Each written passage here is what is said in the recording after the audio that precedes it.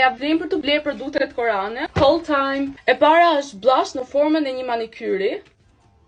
Unë kam marrë dhe make-up edhe produkte skincare. E dyta është fondatina e tjertirit. Të fondatinën besoj kemi parë të gjithë, është shumë virale. Mezi po pres ta provoj. Thoni që ky nuk është glossy më cute që keni parë. They look so cute. Wait, të do ta provoj që tani.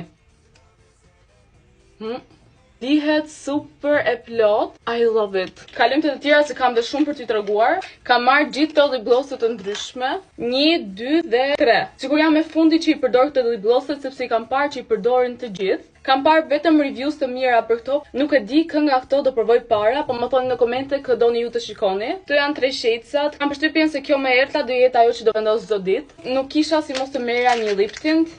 Është ky lip tinti. Dhe këtë kam parë që përdorin shumë, kështu duket. Është një ngjyrë shumë e ëmbël, sidomos për tani në verë. Është dhe kjo që harrova t'ju tregoj. Dhe kjo ngjyra është pak më ndryshe se lip glosset e tjera. Duket shumë shiny. Tani mua më krijon shumë shpesh to fungal acne. Hidratantin që lavdronin më shumë për fungal acne ishte ky këtu. Sigurisht që dhe glowy skin e kishte si produkt. Dhe këtë tonerin këtu.